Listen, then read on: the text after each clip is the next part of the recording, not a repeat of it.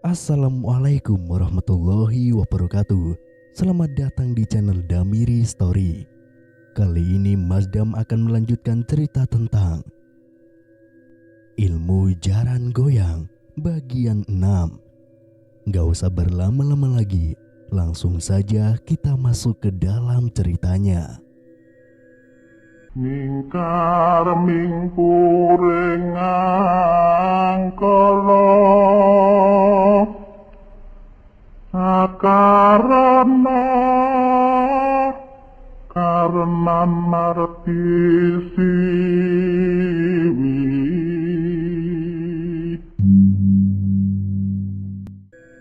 Mobil berhenti, mereka turun lalu menyerbu warung angkringan. Perut mereka sudah sangat lapar, tidak sabar rasanya ingin cepat makan. Tapi ada yang aneh di sana. 3 orang lelaki yang sedang duduk di kursi panjang terlihat tidak sedang memakan apapun. Mereka hanya duduk terdiam dengan wajah pucat. Begitupun dengan perempuan pemilik angkringan. Ia hanya berdiri memandangi Parman dan juga teman-temannya dengan tatapan datar. "Mbak, ada mie rebus?" tanya Parman yang kemudian duduk di kursi panjang. Perempuan itu tidak menjawab. "Mas, kayaknya ada yang gak beres nih." Mufti mulai curiga. "Iya mas, mending kita lanjut jalan aja yuk," ajak Wildan. Tanpa menimpali perkataan teman-temannya, Parman beranjak pergi dari angkringan itu. Sesekali ia menoleh ke belakang dan perempuan tadi masih menatapnya dengan datar. "Angkringan setan kali tuh." "Hus, jangan ngomong sembarangan," timpal Parman. Ada yang aneh saat mereka kembali ke mobil. Jok mobilnya dipenuhi dengan kembang melati. Entah siapa yang menaburkan kembang tersebut. Parman dan kedua temannya mulai panik. Mereka lantas membuang melati tersebut dan langsung tancap gas. "Mas, lu pernah dengar gak? Kalau kita nyari orang hilang karena hal gaib, kita harus masuk ke alam gaib juga." Tiba-tiba Wildan membuka obrolan.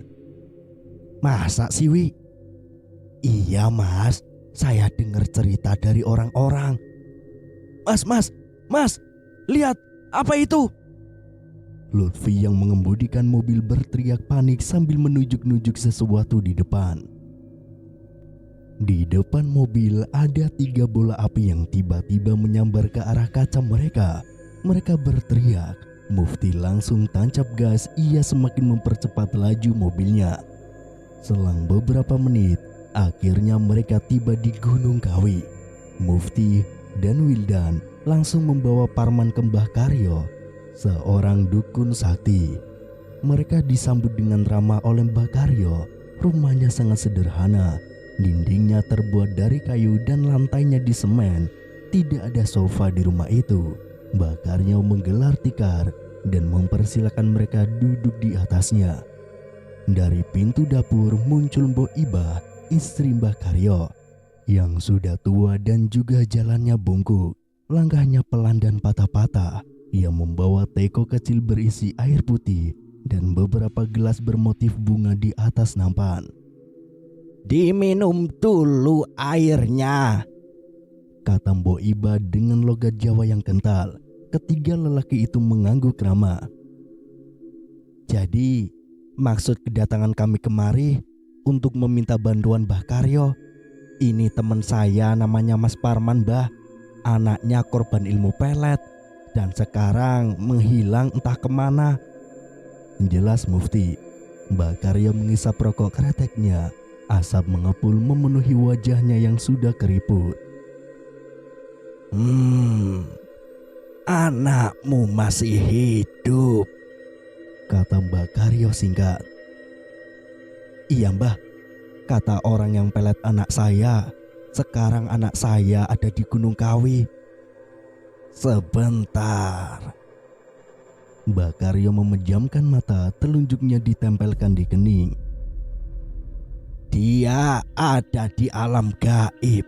Ada dukun yang menumbalkannya." "Lalu Saya harus gimana, Mbah? Kamu harus menjemputnya ke alam gaib. Tepat jam 2 dini hari, Parman melakukan ritual mandi kembang untuk masuk ke alam gaib. Ia bertelanjang badan dan hanya mengenakan celana panjang berwarna hitam saja.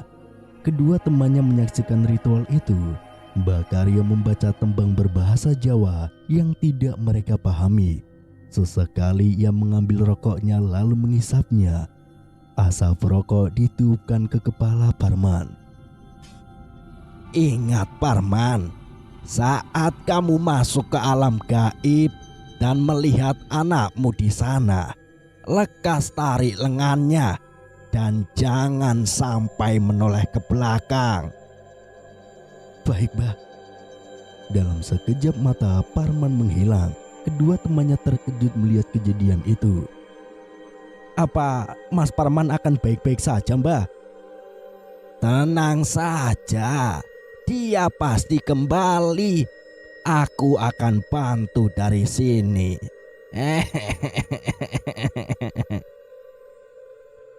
Di alam gaib, Parman mendapati dirinya sedang berdiri di sebuah pasar. Pasar tersebut dijejali orang-orang berpakaian seperti pada zaman kerajaan. Perempuannya mengenakan pakaian batik yang sudah lusuh. Mereka juga mengenakan baju kebaya jadul. Sementara itu, para lelaki menggunakan blangkon dan celana cingkrang berwarna hitam. Sebagian dari mereka mengenakan baju, tapi ada juga yang bertelanjang badan dan hanya mengenakan celana saja. Mereka semua nyeker alias tanpa alas kaki.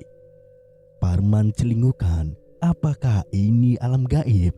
Kenapa ramai sekali? Hatinya bertanya-tanya. Parman melangkah menuju kerumunan orang. Di sekelilingnya orang-orang sibuk berinteraksi. Ada yang membeli buah-buahan, ada juga yang membeli sayuran. Tapi Parman tidak melihat ada anaknya di sana. Tidak lama kemudian, terdengar suara gamelan di tabu. Ada iring-iringan manusia muncul di tengah keramaian pasar. Mereka menggotong sebuah saung kecil. Di saung itu ada seorang gadis cantik yang sedang duduk dengan tenang menyaksikan suasana pasar. Parman terkejut sebab apa yang dilihatnya tidak lain adalah Mila, anaknya sendiri. Mila didandani seperti pengantin Jawa, tapi tatapannya kosong dengan senyum tipis di bibir. Sesekali ia mengangguk saat orang melemparinya dengan bunga. Mila. Parman berlari mendekati iring-iringan itu. Pakaian Mila seperti pengantin yang hendak melangsungkan pernikahan.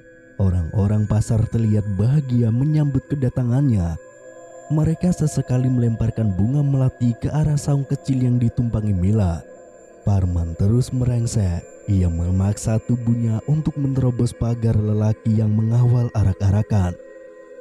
Mila, Mila, ini papa Mila, teriak Parman dari bawah saung. Tubuhnya dihadang 3 lelaki berkulit hitam. Mila, Mila. Parman terus berusaha memanggil-manggil putrinya, tapi tetap saja Mila tidak memperdulikan ayahnya. Arak-arakan itu berhenti. Mila turun dari saung lalu melangkah dengan anggun. Ia menghampiri seorang lelaki yang akan menjadi suaminya. Lalu digenggamnya tangan Mila oleh lelaki itu sembari tersenyum. Ia lalu membawa Mila melangkah ke pelaminan. Parman dengan sisa tenaga berlari menerobos kerumunan orang-orang di sana. Ia berhasil meraih anaknya. Ia lalu membopong dan membawanya pergi menjauh dari acara pernikahan gaib tersebut. Seperti apa yang dikatakan oleh Bakario, jangan pernah menoleh ke belakang dan teruslah berlari menjauh. Mila yang ada dalam bopongannya tidak berontak, wajahnya datar memandangi Parman. Parman tidak mendengar suara orang-orang tadi, sepertinya mereka tidak mengejar Parman.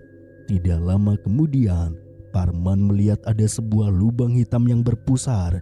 Tanpa pikir panjang, ia melompat ke dalam lubang tersebut. Angin berhembus kencang menerpa tubuhnya. Ia merangkul Mila dengan erat hingga akhirnya Parman tidak sadarkan diri. Di dalam kamarnya, Mbah Karyo bertapa. Ia sedang melakukan negosiasi dengan jin penjaga Gunung Kawi. Jin itu mau membebaskan Mila, tapi dengan satu syarat. Kalau kelak Mila mempunyai anak, maka anak pertamanya harus diserahkan kepada kerajaan jin Gunung Kawi. Mbah Karyo mengiyakan syarat tersebut. Ia akan menyampaikannya pada Parman. Mbah Karyo kemudian bangkit dari duduk bersila. Di hadapannya terbaring tubuh Mila dan Parman yang sama-sama tidak sadarkan diri. Bibir Mbah Karyo bergetar merapalkan mantra. Ia kemudian meraih bunga melati dari dalam lemari kayu, lalu menaburkannya di atas tubuh mereka berdua. Keesokan harinya, Parman dan Mila terbangun. Lelaki itu langsung memeluk anaknya sambil menangis. "Papa senang kamu selamat, nak." Mila yang dipeluk hanya diam saja, tatapannya kosong. "Papa janji tidak akan membiarkan siapapun menyakitimu lagi." Atas saran Mbah Karyo, Parman memandikan Mila dengan kembang melati sebelum pulang. Tujuannya agar demit yang masih menempel dalam tubuh Mila bisa pergi. Setelah selesai, Parman memohon pamit. Ia juga menyerahkan amplop berisi uang sebagai imbalan Mbah Karyo, tapi Mbah Karyo menolaknya. "Kamu simpan saja uangnya." "Aku ikhlas, Mbah. Tolong terima sebagai ucapan terima kasihku." "Tidak usah. Ada satu hal yang harus kamu tahu." "Apa itu, Mbah?" "Mila tidak kembali dengan cuma-cuma. Ada imbalan gaib yang mereka minta."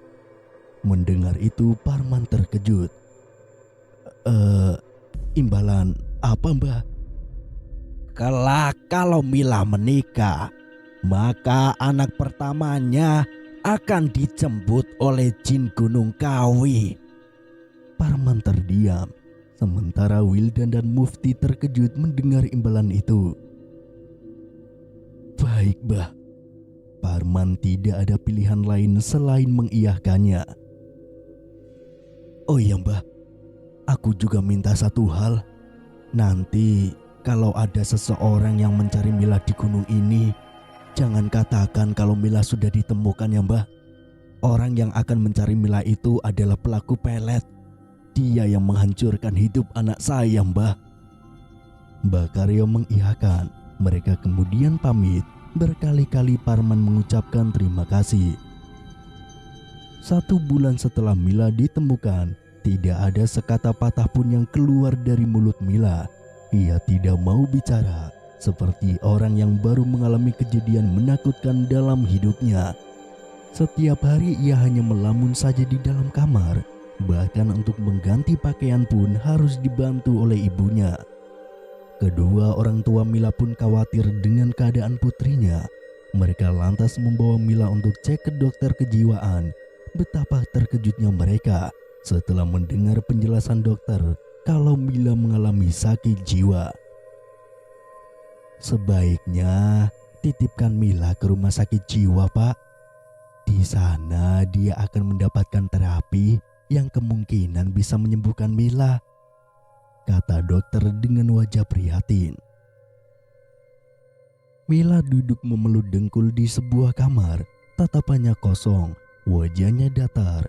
Ia mengenakan baju tidur warna merah jambu bermotif Hello Kitty. Kamar Mila dipasangi teralis besi seperti penjara. Orang gila lalu lalang di depan kamar Mila. Ada yang tertawa tanpa sebab, ada yang menangis terus-terusan, ada yang hanya melamun saja tanpa sebab. Begitulah pemandangan yang dapat dilihat dari dalam teralis besi kamar Mila. 1 minggu Mila dirawat, belum ada tanda-tanda yang menunjukkan kalau ia akan sembuh. Mbak Parti, seorang perawat, membuka teralis yang membawa semangkok bubur ayam. Seperti biasa, setiap pagi Mbak Parti menyuapi Mila. Ia duduk di samping Mila lalu tersenyum. "Pagi Mila, lihat Mbak bawa apa. Kita sarapan dulu yuk," kata Mbak Parti. Mila tidak menjawab, tapi ia membuka mulutnya saat Mbak Parti menyuapi bubur. Sesaat kemudian terlihat Parman datang bersama istrinya dan seorang lelaki yang tidak lain adalah Daru. Parman sudah berkonsultasi kembali pada Mbak Karyo tentang keadaan Mila. Dukun sakti itu mengatakan kalau Mila ingin sembuh ia harus dinikahkan. "Mbak, kami akan bawa pulang Mila saja," kata Parman. Ia duduk di sebelah kanan Mila. "Kami tidak tega Mila jauh dari kami, Mbak," kata ibunya Mila. Mereka sudah mengurus administrasi kepulangan Mila. Keputusan kedua orang tua Mila sudah bulat. Ia akan menikahkan anaknya dengan seseorang lelaki yang bernama Daru. Daru ini adalah lelaki bayaran Parman. Ia dibayar agar mau menikah dengan Mila. Parman yakin kalau arahan Mbak Karyo tidak akan pernah salah. Kakek itu sekarang sudah menjadi guru spiritual Parman. Ia akan manut apapun yang dikatakan Mbak Karyo agar Mila sembuh kembali. Pernikahan digelar secara tertutup di rumah Parman. Mila tidak didandani layaknya pengantin. Ia masih mengenakan baju tidur. Tatapan wajahnya tetap kosong dan datar. Setelah Mila sembuh, rencananya Daru akan menceraikan Mila. Selama pernikahan itu, tidak sekalipun Daru menyetubuhi Mila. Tidak ada niatan sedikit pun dalam dirinya untuk melakukan itu. Dia hanya ingin melakukan tugasnya dengan baik. Setelah itu pergi dari rumah Parman. Apa yang dikatakan Mbah Karyo benar-benar terbukti. Seminggu setelah pernikahan itu, Mila mulai berbicara. Orang pertama yang mendengarnya adalah Daru, suaminya sendiri. Setiap hari Daru merawat Mila dengan baik. Dia yang menyuapi makanan, memandikan, bahkan mendandani Mila. "Terima kasih ya," ucap Mila saat Daru selesai menyuapinya bubur. Tatapan Mila kini tidak kosong lagi. Ia menatap Daru dengan tatapan sayunya. Sontak saja Daru senang karena Mila sudah mulai bisa berbicara. Semakin hari keadaan Mila semakin membaik. Perempuan itu sudah tidak ingat lagi pada Ahmad. Ia sekarang malah jatuh cinta pada Daru, lelaki bayaran ayahnya. Begitupun Daru. Mungkin karena setiap hari merawat Mila, cinta mulai tumbuh di hatinya. Ia meminta pada Parman agar pernikahan ini dilanjutkan. Ia berjanji akan merawat dan menjaga Mila dengan sepenuh hatinya. Awalnya Parman ragu, tapi ia khawatir kalau Mila dibiarkan sendiri dia akan kena sakit jiwa lagi. Singkat cerita, Mila jatuh pingsan saat mendapati seseorang lelaki berdiri di hadapannya dengan wajah mengerikan. Wanita itu tidak lain adalah roh Ahmad yang gentayangan. Ia belum selesai. Telah banyak penderitaan yang ia alami selama ini, dan ia sekarang akan menuntut balas dan merebut istrinya kembali. Daru bangun. Ia panik melihat Mila tergolek tidak sadarkan diri di lantai. Hujan masih sangat deras. Percikan air menerpa wajah Daru. Pintu rumahnya terbuka. Tidak ada siapa-siapa di sana. Ia kemudian membopong istrinya masuk ke dalam kamar. Setelah itu ia keluar kamar dan menutup pintu rumahnya. Ia menengok ke sekeliling halaman sebelum menutup pintu. Tetap tidak ada siapa-siapa di sana. Daru tidak melihat kalau roh Ahmad sudah ada di dalam rumahnya. Padahal Ahmad berdiri di pojokan memandangi Daru dengan penuh amarah. Tujuan Ahmad hanya satu, membunuh Mila. Istrinya itu harus ikut ke alam gaib bersamanya. Maka malam itu juga ia masuk ke dalam tubuh Mila yang sedang tidak sadarkan diri di atas tempat tidurnya. "Sayang, kamu sudah sadar?" Terlihat Mila duduk di atas tempat tidurnya. Ia tertunduk. "Sayang." Mila tidak menjawab. Ia turun dari tempat tidur lalu melangkah ke dinding kamarnya.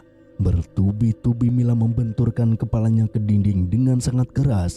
Kepalanya terluka dan mengeluarkan darah. Darah itu juga sebagian menempel di dinding. "Mila, apa-apaan kamu?"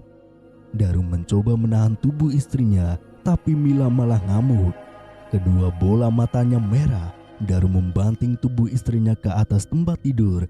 Ia lalu menahannya sekuat tenaga. Perlahan Mila lemas, matanya sayup kemudian terkatup. Kita sudah kehilangan anak pertama kita. Aku tidak mau kalau harus kehilangan kamu, sayang. Ada apa, Pak? Farhan muncul dari mulut pintu sambil mengucuk matanya yang masih menahan kantuk. Perlahan Farhan terkejut melihat Dara di dinding. Parman duduk di ruang tamu sementara Daru menjelaskan apa yang terjadi dengan Mila semalam. Ia yakin kalau Roh Ahmad datang lagi untuk balas dendam. Aku membunuh Ahmad, Pak. Sudah gila kamu, Daru? Kamu kemanakan mayatnya? Tanya Parman. Ia terkejut mendengar penjelasan Daru. Aku hanyutkan ke sungai. Parman bergeming. Ia terlihat sedang berpikir. Roh Ahmad pasti akan mengejar-ngejar Mila. Mbah Karyo, ya, dia pasti bisa mengatasi Roh Ahmad. Tapi Mbah Karyo sudah lama meninggal, Pak. Mau tidak mau kita harus mencari dukun lagi. Saat mereka sedang mengobrol, tiba-tiba terdengar suara kursi kayu yang bergesekan dengan lantai di dalam kamar Mila. Buru-buru Daru menengoknya. Di sana terlihat Mila sedang membuat simpul dari sebuah syal untuk gantung diri. Parman langsung loncat menerjang tubuh Mila. Ia segera menahan tubuh Mila agar tidak melakukan perbuatan nekat. Sialan kamu Ahmad, keluar dari tubuh anakku. Mila mengamuk. Ia bahkan menggigit lengannya sendiri hingga berdarah. Ia juga mencakar wajahnya sendiri. Gurat-gurat merah bekas cakaran muncul dan mengeluarkan darah. Daru, ambilkan tali, pinta Parman. Bergegas Daru mengambil tali di dapur. Kedua tangan dan kaki Mila diikat. Sementara itu Mila tidak henti berteriak dan mengamuk. Keluar kau Ahmad, hadapi aku. Sialan. Daru naik pitam. Tidak lama kemudian Parman dan Daru terpental seperti ada angin kencang yang menerjang tubuh mereka. Tali yang mengikat Mila pun putus. Mila perlahan bangkit lalu melangkah mendekati mereka berdua. Daru dan Parman mulai ketakutan. Mila yang sedang dirasuki Ahmad semakin mendekat ke arah mereka berdua. Sebuah pisau dari dapur tiba-tiba melayang.